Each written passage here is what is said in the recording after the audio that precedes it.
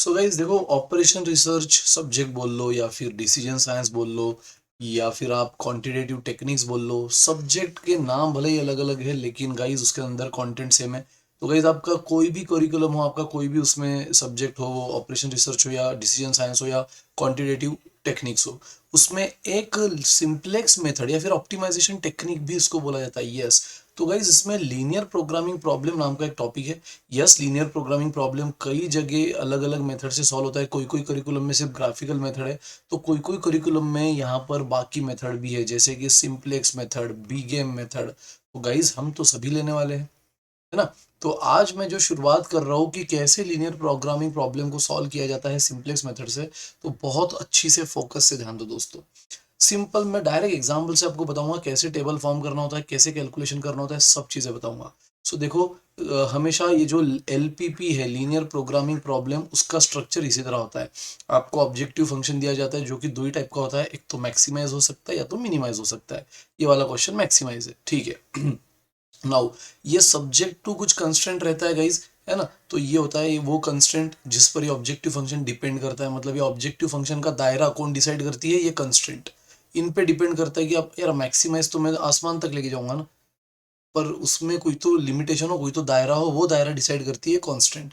और गाइज ये तो होता है नॉन निगेटिविटी कांस्टेंट। ये सिर्फ आपको इतना बोलना चाहता है कि x1 और x2 की वैल्यू हमेशा ग्रेटर देन या इक्वल टू जीरो चाहिए। गलती से भी उसको निगेटिव मत ले लेना, ये हमेशा जीरो से बड़ी या इक्वल चाहिए, ठीक है। तो गाइज चलो बढ़ते हैं। अब करना क्या होता है, सबसे पहले तो इस ऑब्जेक्टिव फंक्शन को थोड़ा रीमॉडिफाई करना पड़ेगा। लाइक मैक्सिमाइज बराबर z is equal to 3x1 plus 4x2। ठीक है, मैं सिंप्लेक्स मेथड पे अब आ रहा हूँ कि सिंप्लेक्स मेथड में सॉल्व करने से पहले आपको इसको थोड़ा रिमॉडिफाई करना पड़ेगा। कैसे? तो पहले तो ऑब्जेक्टिव फंक्शन लिखा ना, सब्जेक्ट टू। अब पता है कॉन्स्टेंट यहाँ पे इनइक्वालिटी के फॉर्म में, लेस देन के फॉर्म में हो सकती है, ग्रेटर देन के फॉर्म में हो सकती है। याद रखना, जब जब लेस देन के फॉर्म में आपको सिंप्लेक्स मेथड यूज करना पड़ेगा, ग्रेटर देन के फॉर्म में है तो आपको क्या करना पड़ेगा वो हम आगे बात करेंगे। लेकिन यस गाइस, जब जब लेस देन के फॉर्म में है आपको सिंप्लेक्स मेथड लेना पड़ेगा, ठीक है। तो इसमें अब आप क्या करोगे, सबसे सिंपल सी बात है, आपको ये इनइक्वालिटी हटानी। मतलब आप क्या बोलना चाहते हो, ये एलएचएस थोड़ी कम पड़ रही है आरएचएस से, राइट। ये एलएचएस जो है ये कम पड़ रही है आरएचएस से। LHS is less than RHS ना, तो यार वो जितने भी मार्जिन से कम पड़ रही है उतना मार्जिन ऐड कर दो। तो देखो मैं इसको कैसे लिख रहा हूँ, x1 प्लस x2 का एज इट इज मैं मान लेता हूँ कि अगर मैं इसमें s1 ये वेरिएबल ऐड कर दूं तो ये इक्वल हो जाएगा। यार सिंपल सी बात है, 7 कम पड़ रहा है 10 से, इसका मतलब यार साथ में कुछ तो ऐड कर लो सो दैट इक्वल हो जाए। तो साथ में अगर मैं 3 ऐड कर लूँ तो इक्वल हो गया। बस गाइज, यहाँ एलएचएस कम पड़ रही है आरएचएस से, तो इस एलएचएस में कुछ तो ऐड कर लो सो दैट इक्वल हो जाए। तो वो ऐड करने वाला वेरिएबल होता है S1 S2, ठीक है। इसको कहा जाता है स्लैक वेरिएबल। इस टॉपिक के लैंग्वेज में S1 S2 को क्या बोला जाता है, स्लैक। सेम सेकंड में भी देखो, सेकंड भी कम पड़ रही है, 2x1 2x2, 2x1 and x2, right. छोटा पड़ रहा है ना यहाँ पर भी एलएचएस, तो यहाँ पे मैं दूसरा स्लैक वेरिएबल, अभी S1 था तो यहाँ S2 ऐड कर लेता हूँ सो दैट ये इक्वालिटी हो गई। ठीक है गाइज, तो देख लो अब हमारे पास यहाँ पर दोनों कांस्टेंट जो इनइक्वालिटी के फॉर्म में थे वो इक्वालिटी के फॉर्म में आ गए। लेकिन गाइज जैसे मैंने कांस्टेंट में चेंज किया, मुझे तुरंत ऑब्जेक्टिव फंक्शन में भी चेंज करना होगा।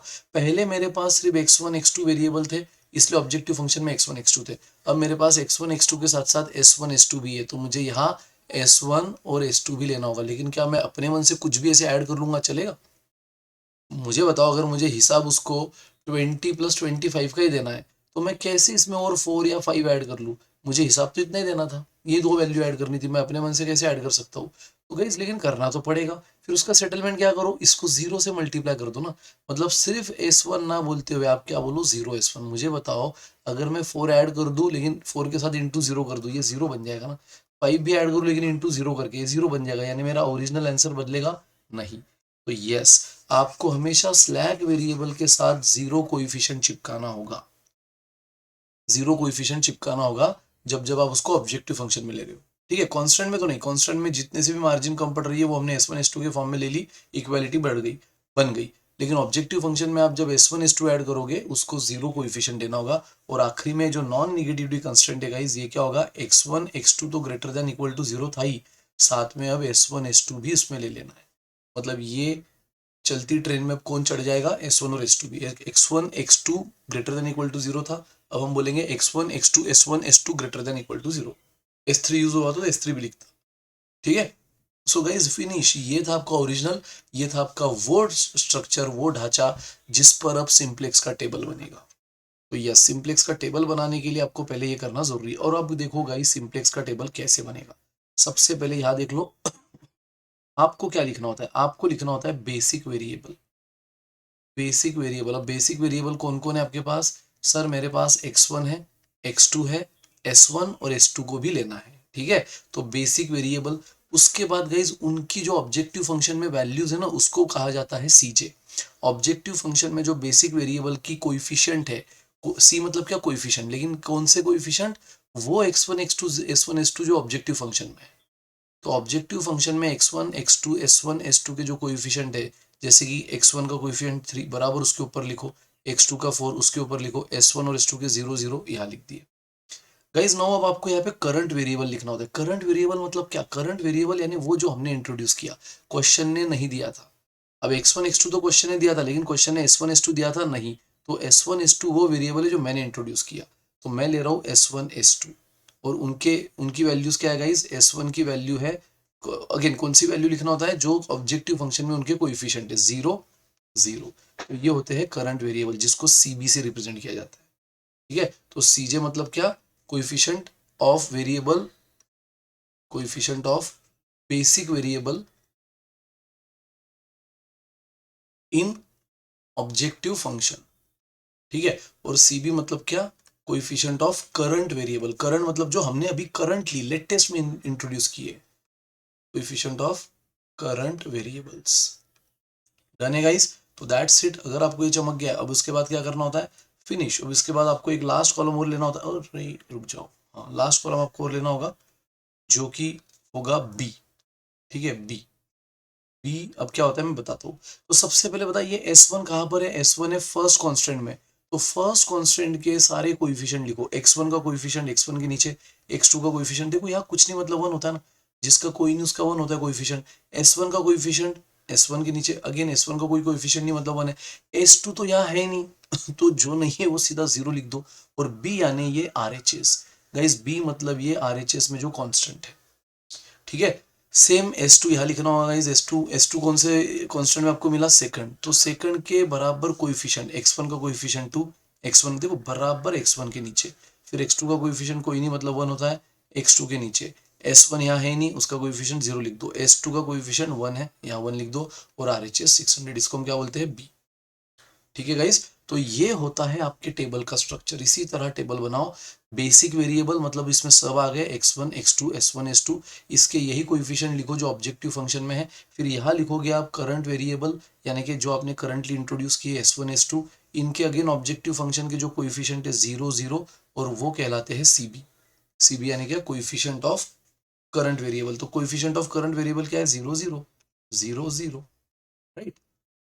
So that's it guys. अब आपने क्या करना है फिर, S1 मतलब क्या, फर्स्ट कांस्टेंट को रिप्रेजेंट कर रहा है, क्योंकि S1 देखो, S1 आपने कहा लिया है, फर्स्ट कांस्टेंट में लिया है, बराबर।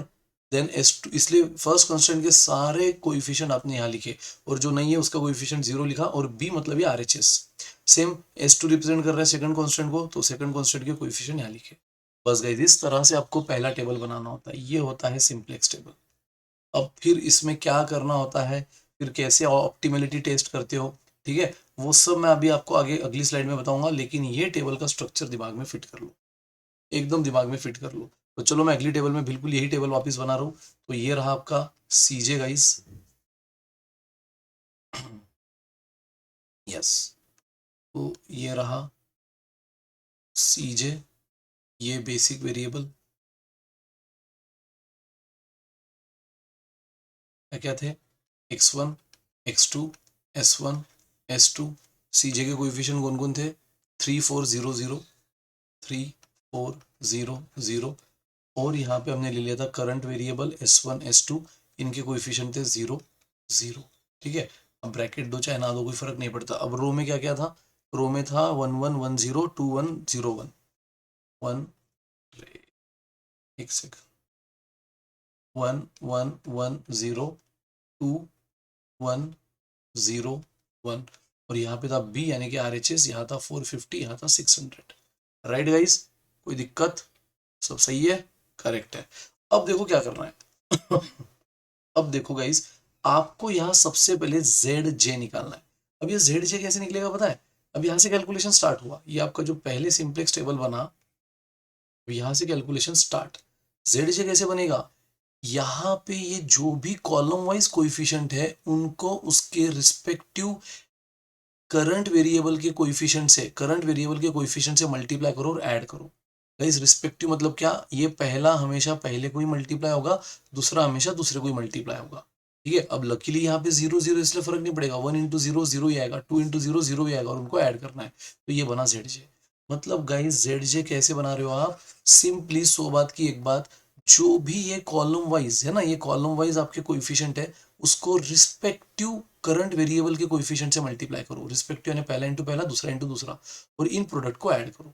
पहला इंटू पहला प्लस दूसरा इंटू दूसरा। लकीली जीरो में फर्क नहीं पड़ेगा, लेकिन आगे आने वाले टेबल में फर्क पड़ेगा जब ये चीजें बदलेगी। कैसे बदलेगी सब बताऊंगा। तो गाइस देखो, 1 into zero zero, plus 2 into zero zero, तो जीरो प्लस जीरो जीरो ही आएगा। Same 1 into zero zero, plus 1 into zero zero, ये जीरो ही आएगा। सेम सेकंड कॉलम से किया मैंने। Same third, 1 into zero zero, plus 0 into zero zero, 0 into zero zero, plus 1 into zero zero.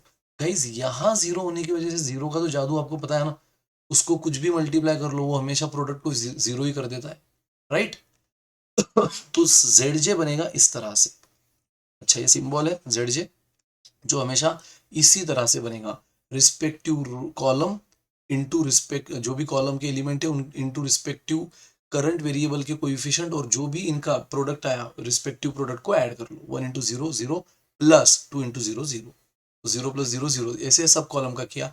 और अब एक last चीज बना लेनी है आपको, सीजे माइनस जेड जे। अब पूछना मत सीजे क्या है सर, सीजे तो ऑलरेडी हम लिखे हैं ना, जो ऑब्जेक्टिव फंक्शन में x1 x2 s1 s2 के कोएफिशिएंट है, तो सीजे माइनस जेड जे कंपलसरी। अच्छा, कोई बुक में आपको जेड जे माइनस सीजे दिखेगा गाइस, बिंदास कर लो, फर्क नहीं पड़ेगा। लेकिन फिर अब मैं आगे जो टेस्ट फॉर ऑप्टिमिलिटी बताने वाला हूँ ना, टेस्ट फॉर ऑप्टिमिलिटी आपको रिवर्स करनी पड़ेगी। कैसे, मैं आगे बताऊंगा। लेकिन हाँ, अगर कोई बुक में जेड जे माइनस सीजे होगा तो कंफ्यूज मत हो जाना, बस टेस्ट फॉर ऑप्टिमिलिटी उल्टी देखनी होती है। तो सी जे माइनस जेड जे, तो 3 माइनस जीरो, देखो सी जे है 3, जेड जे है 0, 3 माइनस जीरो 3। सेम सी जे 4 minus zero 4, 0 minus zero 0, 0 minus zero 0, खत्म। सो अब देखो दोस्तों, आपको सबसे पहले तो जेड जे मिला। जेड जे कैसे निकालना मैंने बताया, कॉलम वाइज प्रोडक्ट लेना है आपको, करंट वेरिएबल से मल्टीप्लाई करके ऐड करना है, और बाद में सीजे माइनस जेड जे। अब गाइस सीजे माइनस जेड जे में जो सबसे बड़ा एलिमेंट है पता है? अब टेस्ट फॉर ऑप्टिमिलिटी क्या है? टेस्ट फॉर ऑप्टिमिलिटी है कि अगर आपका क्वेश्चन मैक्सिमाइज का है गाइस, अगर आपका क्वेश्चन मैक्सिमाइज का है, तो सी जे माइनस जेड जे ये सारे जीरो से छोटे या इक्वल चाहिए। आई रिपीट, अगर आपका क्वेश्चन मैक्सिमाइज का है, और मेरा देखो ये क्वेश्चन मैक्सिमाइज का ही था, राइट? क्वेश्चन ने देखो मुझे मैक्सिमाइज ही दिया था, देखो मैक्सिमाइज। तो अगर क्वेश्चन मैक्सिमाइज का दोस्तों, तो सो बात की एक बात, आपको सारे, यस, आपको सारे के सारे जो सी जे माइनस जेड जे की वैल्यू है, वो अगर लेस देन या इक्वल टू जीरो है, इक्वल टू जीरो चलेगी, या फिर उससे छोटी, छोटी यानी क्या, जीरो से छोटी यानी निगेटिव होती है, तो फिर आप बोलोगे सोल्यूशन इज ऑप्टिमम। गाइस हम ऑप्टिमिलिटी टेस्ट कर रहे हैं ना, यानी सोल्यूशन ऑप्टिमम कब है हम ये बता रहे हैं। सो अगर C J minus Z J less than equal to zero है, तो हम बोलेंगे सोल्यूशन इज ऑप्टिमम। लेकिन ये कब? जब मैक्सिमाइज का है। तो ये फर्स्ट, एंड गाइज सेकंड भी आपको समझ गई होगी। सेकंड क्या है? अगर क्वेश्चन मिनिमाइज का है, तो आगे हम वो भी देखेंगे, तो उसमें आपको सी जे माइनस जेड जे सारे greater than equal to zero चाहिए। मतलब जीरो तो दोनों में चलेंगे, लेकिन यहाँ स्ट्रिक्टली लेस देन जीरो चाहिए। बाकी एलिमेंट पॉजिटिव कोई नहीं, यानी निगेटिव या जीरो, और मिनिमाइज में ग्रेटर देन यानी पॉजिटिव या जीरो, तो आप बोलोगे सोल्यूशन इज ऑप्टिमम। गाइज यहाँ तो अब हम मैक्सिमाइज पे खेल रहे हैं, तो मिनिमाइज का तो कोई रोल नहीं है। तो यहाँ मुझे सी जे माइनस जेड जे सारे क्या चाहिए? जीरो से छोटे या इक्वल। जीरो से छोटे मतलब क्या, निगेटिव या इक्वल, बट गाइस यहाँ पॉजिटिव आ गए, मतलब अब तक मेरा सॉल्यूशन ऑप्टिमम नहीं है। अब मुझे उसको ऑप्टिमम पे लेके जाना पड़ेगा, अब उसके लिए मुझे काम करना पड़ेगा। हाँ, लेकिन जो थोड़ी देर पहले मैं बोल रहा था, कई बुक में सीजे माइनस जेड जे ना होते हुए जेड जे माइनस सीजे होता है, तो गाइस बस ये कंडीशन बदल जाती है। अगर आप जेड जे माइनस सीजे निकाल रहे हो सीजे माइनस जेड जे की जगह, तो फिर ये मैक्सिमाइज में ग्रेटर देन इक्वल टू देखना पड़ेगा, क्योंकि ये जेड जे माइनस सी जे अगर आप निकाल रहे हो तो ग्रेटर देन इक्वल टू देखना होगा मैक्सिमाइज के लिए, और मिनिमाइज के लिए लेस देन इक्वल टू देखना होगा। बस ये उल्टा करना पड़ेगा आपको। और जिस बुक में आप जेड जे माइनस सी जे देखते हो ना, उस बुक में देखना वही कंडीशन होगी जो अभी मैं बताया, उल्टा करना पड़ेगा। ठीक है, और जो सीजे माइनस जेड जे कर रहा है उसको यही चलना पड़ेगा। मैक्सिमाइज के लिए it should be less than equal to zero, यानी सीजे माइनस जेड जे सब जीरो से छोटे या इक्वल, और मिनिमाइज के लिए बड़े या इक्वल। सो गाइस अब यहाँ तो मैक्सिमाइज है तो हमें सारे जीरो से छोटे या इक्वल चाहिए थे, बट नहीं है, जीरो है लेकिन छोटे तो नहीं है, बाकी उससे बड़े है। तो यार जो सबसे बड़ा है ना उसको उठा लो, इन सब में जो सबसे बड़ा है उसको उठा लो। इसका मतलब अब मैं पता है क्या बोलने वाला हूँ, मैं बोलने वाला हूँ कि ये किसको रिप्रेजेंट कर रही है, x2। x2 is my incoming variable. x2 क्या बना मेरा, इनकमिंग वेरिएबल। क्या करना पड़ता है इनकमिंग वेरिएबल के साथ सब बताऊंगा। ठीक है, अब गाइज इनकमिंग यानी कोई आ रहा है तो किसी को जाना भी पड़ेगा, बराबर। हमारे पास दो ही रो है, तो अगर कोई इस रो में कोई जगह ले रहा है तो उसमें किसी को जाना भी पड़ेगा। अब कौन जाएगा, वो कौन जाएगा देखने के लिए मुझे एक रेशो निकालना पड़ेगा। और पता है रेशो किसका निकालना होगा, जो इनकमिंग वेरिएबल के कॉलम बना है ना, जो इनकमिंग वेरिएबल का कॉलम 1 1, आप बी को डिवाइड करोगे इस इनकमिंग एलिमेंट से, यानी बी कौन है यहाँ 450/1, जो कि 450 होगा, एंड 600/1, जो कि 600 ही होगा। अब लकीली यहाँ 1 1 है इसलिए सेम मिला, अगर 2 होता तो चीजें बदलती, 3 होता तो चीजें बदलती। अब कोइंसिडेंस से पहला ही क्वेश्चन है, यहाँ 1 1 है, काम आसान हो गया। तो आपको रेशो निकालना होता है, रेशो में जो सबसे छोटा आया गाइस, आई रिपीट, रेशो में जो सबसे छोटा आया वो बन जाता है आउटगोइंग वेरिएबल, वो बन जाता है आउटगोइंग वेरिएबल। मतलब दोस्तों अब अगले टेबल में S1 जा रहा है आउटगोइंग, और उसके जगह एंट्री हो रही है x2 की। S1 is outgoing. गाइस जिसका रेशियो छोटा उसको रवाना करो। अब उसमें भी सर अगर निगेटिव आया तो क्या, वगैरह वगैरह सब बातें हम आगे देखेंगे, अभी तो पहला एग्जांपल है, धीरे धीरे सीखो। तो अगर जिसका भी वेरिएबल रेशियो छोटा आया उसको रवाना करो, बाय बाय करो, और उसकी जगह किसको लो, तो सीजे माइनस जेड जे जो सबसे जहां बड़ा है। हमें जीरो से छोटा या इक्वल चाहिए, अगर जीरो से छोटा नहीं है तो जो भी बड़े हैं उसमें जो सबसे बड़ा है, अब बड़ा तो ये भी लेकिन सबसे बड़ा है 4। तो ये x2 ये रिप्रेजेंट कर रहा है x2 को, x2 हुआ इनकमिंग वेरिएबल। फिर आपने क्या किया, इस b के कॉलम को डिवाइड किया इस इनकमिंग वेरिएबल के कोएफिशिएंट से 1 1 से, तो आपको मिला 450 600। अब इसमें जो छोटा है उसको करो बाय बाय, यानी S1 जा रहा है और x2 आ रहा है। तो अगला टेबल बनेगा, इस अगले टेबल को बोलेंगे हम फर्स्ट इटरेशन टेबल। ठीक है, या फिर आप उसको फर्स्ट फिजिबल सॉल्यूशन टेबल भी बोल सकते हो, जो भी बोलना है कोई फर्क नहीं पड़ता। सो हम इटरेशन बोल देते हैं, इटरेशन, या मॉडिफाइड टेबल भी बोल सकते हो, कुछ नहीं फर्क पड़ता। Iteration table 1, iteration, ITERATION, iteration table 1। So guys बाकी टेबल का ढांचा सेम, सीजे देन बेसिक वेरिएबल। अब ये इतना पूरा लिखने की जरूरत नहीं, हम इस तरह शॉर्ट में लिख सकते हैं। तो x1 x2 S1 S2, coefficient 3, बाकी तो ये बिल्कुल नहीं बदलेगा क्योंकि ऑब्जेक्टिव फंक्शन में यही कोएफिशिएंट है ना, 3 4 0 0, तो आपको वही रखना पड़ेगा। तो चलो 3, अब क्या बदलेगा वो सब मैं बता रहा हूँ, 3 4 0 0। ठीक है, और यहाँ पे क्या आएगा, यहाँ पे आएगा दोस्तों क्या, S1 अब जा रहा है और x2 आ रहा है, तो S1 की जगह x2 आएगा, बराबर जो जा रहा है उसी की जगह लो, और S2 as it is, S2 as it is again. अब इनके कोएफिशिएंट ये हुए आपके करंट वेरिएबल, अब आपका करंट वेरिएबल S2 तो था ही, अब x2 आ गया S1 की जगह। अब x2 का जो भी कोएफिशिएंट है ऑब्जेक्टिव फंक्शन में 4 यहाँ ले लो, और S2 का कोएफिशिएंट तो 0 ही है, तो 0 ही रहेगा। ठीक है, सो सॉरी गाइस। हाँ, अब क्या करना पड़ेगा गाइस, सबसे पहले तो देखो ये जो मैंने ये लिया ना कॉलम, उसको बोला जाता है की कॉलम, राइट। ये छोटी छोटी टर्मिनोलॉजी समझो, ये बहुत काम आएगी। ये जो कॉलम है ना इसको बोला जाता है की कॉलम। पहला क्वेश्चन इसलिए थोड़ी सी खिचड़ी लगेगी आपको, जब ऐसे प्रैक्टिस करोगे बड़ा कॉन्फिडेंस आ जाएगा। तो दिस इज योर की कॉलम, और ये जो रो है ना जिसको हमने सिलेक्ट किया, मतलब ये x2 आ रहा है इनकमिंग वेरिएबल का कॉलम यानी की कॉलम, और आउटगोइंग वेरिएबल का कॉलम यानी की रो। ठीक है, इसको हम क्या बोल देंगे, की रो। तो गाइस अब आपको क्या करना है, सिंपली अब आपको यहाँ पे, और सबसे इंपॉर्टेंट की रो और की कॉलम का जो इंटरसेक्शन पॉइंट है, देखो जो ऐसा एलिमेंट जो की कॉलम में भी की रो में भी, कौन है यहाँ पे, ये 1 है। इस 1 को कहा जाएगा गाइस की एलिमेंट, ये वन क्या है, की एलिमेंट। सो की एलिमेंट यहाँ पे वन बन गया। लिखने की जरूरत नहीं होती, बस आपके अंडरस्टैंडिंग के लिए लिख रहा हूं मैं। अब पता है क्या करना होता है आपको, सबसे पहले की एलिमेंट को तो वन करना होता है। अब लकीली की एलिमेंट यहाँ पे वन ही है। मुझे बताओ गाइस, अगर यहाँ पे टू होता तो मैं पूरे रो को टू से डिवाइड कर देता। थ्री होता तो पूरे, यस ऑपरेशन रो वाइज ही करो, हाँ ऑपरेशन रो वाइज ही करना होगा। पूरे रो को मैं थ्री से डिवाइड कर देता अगर थ्री होता तो, क्योंकि मेरा पर्पस क्या है, मेरा एक ही पर्पस है, ये जो की एलिमेंट होता है ये मुझे वन करना होता है। तो लकीली की एलिमेंट मेरा वन है, तो मुझे इस रो में बिल्कुल छेड़ने की जरूरत नहीं है। आई रिपीट, मुझे इस रो को, ये कहां तक लिखना होता है, बी तक, बी तक। तो मुझे इस रो को बिल्कुल छेड़ने की जरूरत नहीं है दोस्तों, ठीक है, क्योंकि मेरा की, क्योंकि यही मेरा पर्पस है, की एलिमेंट यहाँ जो की रो और की कॉलम का इंटरसेक्शन पॉइंट है उसको वन करना होता है। तो अगर ये ऑलरेडी वन है तो मुझे उसको नहीं छेड़ना है। अच्छा, लेकिन एट द सेम टाइम इसके रिस्पेक्टिव कॉलम के सारे element except this key element, I repeat except this key element, बाकी सारी ये कॉलम के एलिमेंट मुझे जीरो करना है। अब बाकी सारे में बस यही बचा, मतलब मुझे इसको जीरो करना है। और इसको जीरो करने का फॉर्मूला क्या है, तो इसको जीरो करने का फॉर्मूला है दोस्तों, वो एलिमेंट देखो मैं आपको बता देता हूँ, यानी कि एलिमेंट जिसको हम ओल्ड एलिमेंट बोल देंगे, ये ओल्ड एलिमेंट है ना, नए टेबल में नहीं है, पुराने टेबल में, नए टेबल तो भी बन रहा है। तो देखो मुझे इसको जीरो करना है, वो जीरो कैसे किया जाएगा, तो ओल्ड एलिमेंट अच्छी से समझना, माइनस, माइनस क्या, तो माइनस की रो वैल्यू इनटू की कॉलम वैल्यू अपॉन की एलिमेंट वैल्यू।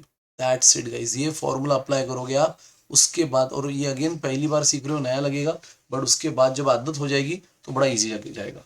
देखो गाइस, ये फॉर्मूला अप्लाई करोगे, ये एलिमेंट बाय डिफॉल्ट जीरो बन जाएगा। देखो कैसे, देखो सबसे पहले पहली रो तो हो गया, मुझे क्या था पर्पस, पहली रो में ये की एलिमेंट वन करना था, या वन ही था, इसलिए मैंने पहली रो एज इट इज लिखा, और ये बी तक लिखना होता है।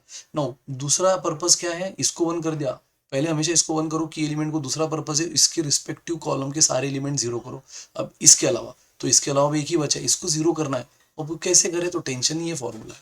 अब देखो अगर मुझे इसको जीरो करना है, तो ओल्ड एलिमेंट क्या है, वन था, मुझे उसको जीरो करना है। अब चेक कर लो वाकई में जीरो हो रहा है कि नहीं, ये फॉर्मूला का प्रूफ भी हो जाएगा कि हाँ यार जीरो कर देता है, मतलब जो हमारा पर्पस है वो सॉल्व कर रहा है।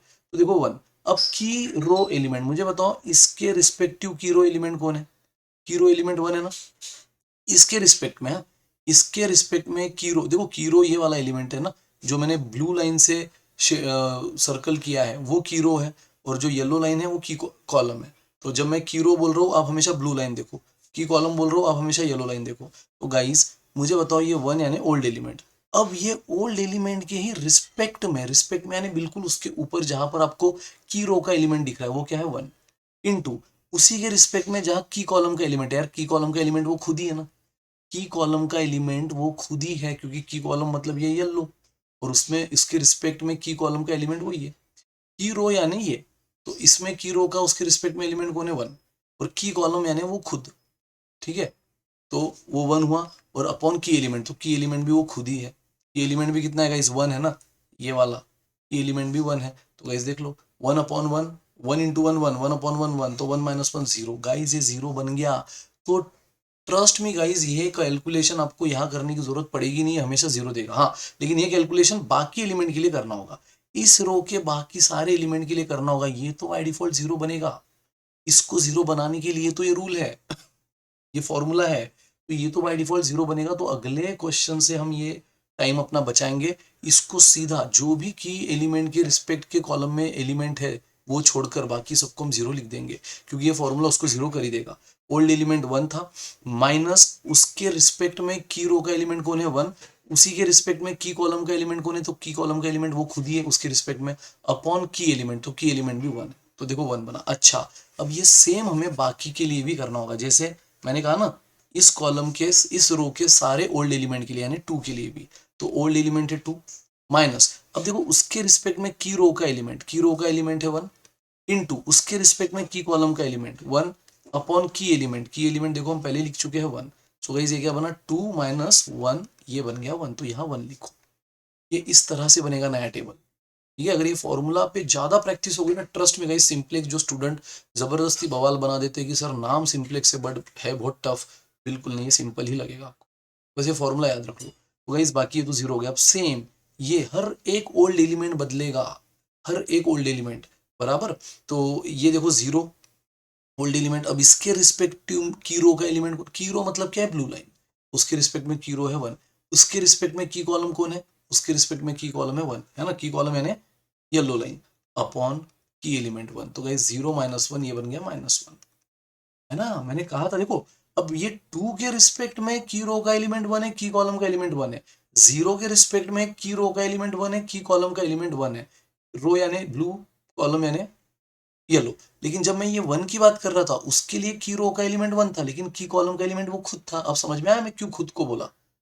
इसके लिए मैं की कॉलम इधर देख लूंगा, इसके लिए मैं की कॉलम इधर देख लूंगा, लेकिन 1 के लिए खुद ही वो की कॉलम का एलिमेंट था, इसलिए वो क्या बन गया था 1 माइनस की रो का एलिमेंट ऊपर, की कॉलम वो स्वयं अपॉन की एलिमेंट। तो 1 -1 0 बन जाएगा, और बनता ही है ये फॉर्मूला, उसी लिए तो बना है, इजाद हुआ है, और इसलिए आप बिंदास ले लिया करो। अब लास्ट एलिमेंट बचा है गाइस ये, अगेन 1 माइनस, अब रिस्पेक्टिव की रो का एलिमेंट है 0, रिस्पेक्टिव की कॉलम का एलिमेंट है 1, तो वो रिस्पेक्टिव की रो का एलिमेंट 0 है और की कॉलम का एलिमेंट 1 ही है, अपॉन की element guys 0 into anything is 0, 0 upon anything is 0, तो ये क्या बन गया 1, फिनिश। और मैंने कहा ना ये प्रोसेस बी तक करो, तो सेम बी के लिए भी करना होगा।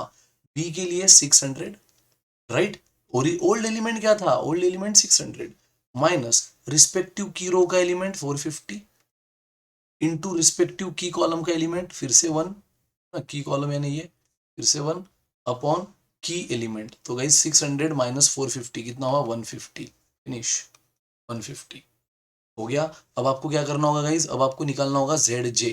सबसे पहले एक बार टेबल आपका कंप्लीट बन गया बी तक, उसके बाद ZJ निकालो। ZJ कैसे निकालना मैंने कहा है, ये कॉलम को रिस्पेक्टिव करंट वेरिएबल के कोएफिशिएंट से मल्टीप्लाई करो, जैसे 1 इंटू 4 4 प्लस, मैंने कहा ना रिस्पेक्टिव करंट वेरिएबल से मल्टीप्लाई करो और उनके प्रोडक्ट को ऐड कर दो, तो 1 इंटू 4 4 प्लस 1 इंटू 0 0, तो 4 plus 0 4, guys again 1 into 4 4 plus 0 into 0 0, तो 4 plus 0 4, 1 into 4 4 minus 1 into 0 0, 4 plus 0 4, 0 into 4 0 and 1 into 0 0, 0 plus 0 0। और गाइस जैसे आपका, अब ये मैं फॉर्मूला थोड़ा हटा देता हूँ यहाँ से, है ना, फॉर्मूला को मैं चाहे तो बाद में नीचे लिख दूंगा वापस। तो जैसे आपका ZJ बना उसके बाद फिर अब टेस्ट फॉर ऑप्टिमिलिटी निकालने के लिए आपको क्या करना होगा, आपको CJ माइनस ZJ निकालना होगा। तो CJ माइनस ZJ दोस्तों, CJ माइनस ZJ क्या करोगे, ये रहा CJ 3 माइनस 4, है ना, CJ 3 माइनस ZJ आया था 4, 3 minus 4 minus 1, 4 minus 4 0, 0 minus 4 minus 4 and 0 minus 0 0। और गाइज कंडीशन फॉर ऑप्टिमिलिटी क्या है, कंडीशन फॉर ऑप्टिमिलिटी है, अगर मैक्सिमाइज का क्वेश्चन है और हम CJ माइनस ZJ निकाल रहे हैं तो all element should be less than equal to 0। देखो सारे एलिमेंट 0 से छोटे या 0 चाहिए, देखो 0 से छोटा है यस, 0 है यस, 0 से छोटा है यस, 0 है yes, condition satisfied, now this is your optimum solution. ये जो पहला इटरेशन टेबल बना है यही आपका ऑप्टिमम सॉल्यूशन है। और इसमें x1 x2 की वैल्यू क्या है, तो गाइज x1 तो है ही नहीं, ये जो करंट वेरिएबल होते हैं ना बस वो देखो कितने हैं, वो है आपके x2 और s2। तो ये कैलकुलेशन भी समझ गया, एक बार वीडियो देख लेना कैलकुलेशन के लिए, है ना, कैलकुलेशन के लिए एक बार वीडियो देख लेना, जो फॉर्मूला है वो एक बार नोट डाउन कर लेना गाइस, वीडियो देख के मैं एक बार चाहे तो वापस लिख दूंगा। अभी बस मैं फाइनल सॉल्यूशन पे आ रहा हूँ कि ये जो करंट वेरिएबल बने हैं यही आपके फाइनल एलिमेंट, इसमें x1 अगर है नहीं तो x1 को आपको लेना ही नहीं है, x1 को लेना ही नहीं है, मतलब इन शॉर्ट जीरो लेना है। जो भी सॉरी, जो भी करंट वेरिएबल में नहीं है उसको जीरो ले लेना है दोस्तों। तो करंट वेरिएबल में x2 है s2 है, तो x1 है नहीं उसको जीरो ले लो, डन। x2 कितना दिया है, अब कौन सी वैल्यू देखनी होती है आपको, b वाली, ये होता है इन करंट वेरिएबल की एक्चुअल वैल्यू। तो x2 है 450, s1 दिया ही नहीं है तो s1 को जीरो ले लो, यार जरूरत भी नहीं वैसे तो, क्योंकि गाइस अल्टीमेटली हमें ये निकालना है ना z की फाइनल वैल्यू। तो अगर मुझे z की फाइनल वैल्यू निकालनी है तो मेरे पास क्या चाहिए, 3 इंटू x1 की वैल्यू चाहिए, 4 इंटू x2 चाहिए बस। बाकी ये तो s1 s2 कुछ भी मिल जाए भाई, कुछ भी मिल जाए, मैं जीरो से मल्टीप्लाई कर ही रहा हूँ ना, क्योंकि s1 s2 क्वेश्चन ने नहीं दिया था ना, मैंने लिया था, तो मैं उसके वजह से वैल्यू आंसर को चेंज नहीं होने दे सकता, इसलिए तो मैंने जीरो लिया था। For the sake of simplex मुझे s1 s2 लेना पड़ा, बट सेटलमेंट मैंने जीरो से मल्टीप्लाई कर दिया। सो हो गया गाइस। अब देख लो आपको आपका आंसर मिल चुका है, क्या था आपका objective function, 3x1 plus 4x2 0s1 0s2। अब आप देख लो, maximise z is equal to क्या था, 3x1 4x2 0s1 plus 0s2। अब हालांकि ये फर्क नहीं पड़ा, s1 तो कुछ मिला ही नहीं, आप 0 ले लो, और s2 कितना मिला, s2 मिला 150, बट उससे क्या ही फर्क पड़ जाएगा यार, s2 मिला 150, उससे क्या ही फर्क पड़ जाएगा, क्योंकि हम s2 को भी किससे मल्टीप्लाई कर रहे हैं, 0 से। सो गाइस देख लो, therefore z is equal to 3। x1 कितना है, x1 अगर इसमें है ही नहीं तो हम 0 बोलेंगे, 0।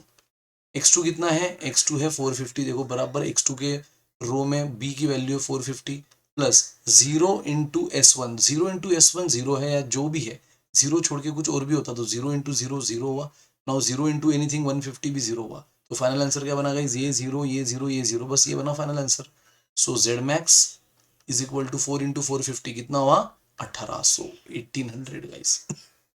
मतलब इस फंक्शन में z की मैक्सिमम वैल्यू आपको पूछी थी by considering this two constraint, तो इन दो कंस्ट्रेंट को ध्यान में रखते हुए z की मैक्सिमम वैल्यू 1800 बन सकती है, खत्म, उससे ज्यादा नहीं, उससे ज्यादा कतई नहीं। चमका गाइस, तो ये है आपका। और पता है, अगर इस बार भी आपका cj माइनस जेड जे सारे के सारे लेस देन इक्वल टू 0 नहीं आते, तो यही इटरेशन टू टेबल में बना रहा होता सेम रूल से। सेम, मैं जो सबसे बड़ा होता उसके कॉलम को इनकमिंग वेरिएबल बोल देता, फिर उसके रिस्पेक्टिव एलिमेंट से b को डिवाइड करके रेशो निकालता, और जो छोटा रेशो होता उसको आउटगोइंग वेरिएबल बोल देता।